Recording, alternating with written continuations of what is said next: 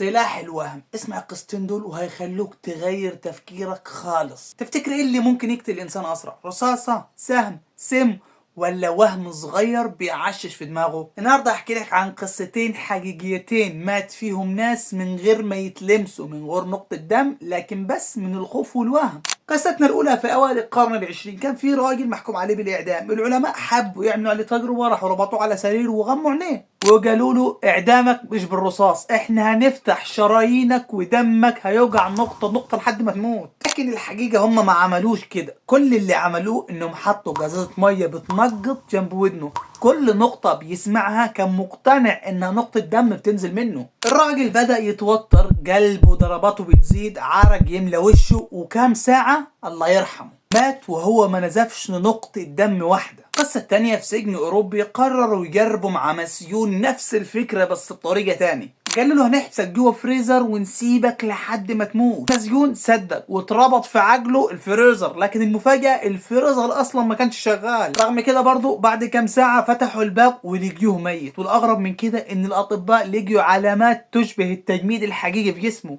يعني عقله صدق الكذبة وجسمه استسلم كأنه فعلا في برد قاتل. القصتين دول بيوضحوا إن الوهم ممكن يقتل أسرع من أي رصاصة. العقل لو صدق إنك بتموت، جسمك هيصدق هو كمان حتى لو مفيش خطر حقيقي. أخطر عدو ممكن يقابلك مش اللي قدامك، ده اللي جوه دماغك. لو سبت الخوف يسيطر عليك تبقى سلمت روحك للموت. وبس كده، معلومة بسيطة تفرق كتير. لو استفدت متنساش لايك وشير، واستناني في اللي جاي.